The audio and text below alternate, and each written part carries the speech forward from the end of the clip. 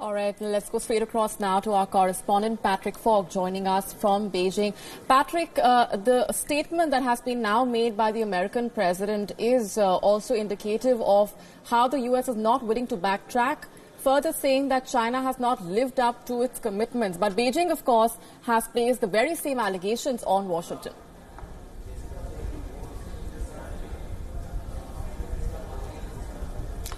Yeah, that's right. So the move that's happened may not be such a surprise. And as far as the Chinese are concerned, insofar as President Trump is unpredictable, it might not have come as a surprise at all. However, taking a look at the lineup of the people involved in the talks in Shanghai just a couple of days ago, reports are saying that it was extremely extensive, and that showed that the Chinese were not only placing a considerable amount of importance on these discussions, but also suggested that they were keen to stabilize relations with China. On top of that, of course, the two sides had agreed to meet again in September. So this move by the president certainly seems to have been unexpected, and it seems as though he might even have taken his own administration by surprise.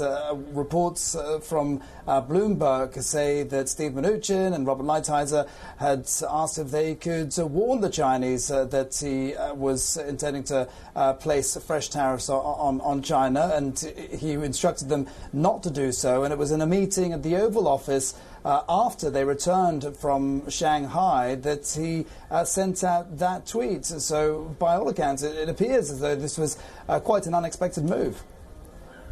Unexpected move, certainly.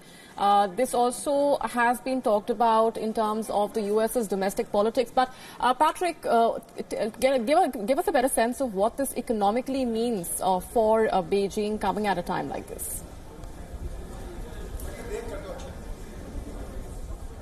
Well, it certainly presents fresh challenges for Beijing. We have had some official reaction from Bangkok, as a matter of fact, where Foreign Minister Wang Yi is attending an ASEAN meeting. He, of course, expressed disappointment and said this wasn't the way to try and resolve the trade war, and that slapping tariffs wouldn't resolve any friction between the two countries. He said this was not the correct way. But certainly, as I say, there'll be some major challenges ahead for China, and Chinese media reports have already suggested that perhaps Beijing will focus now more on its national strategy rather than focusing on exports as a means of growing the economy.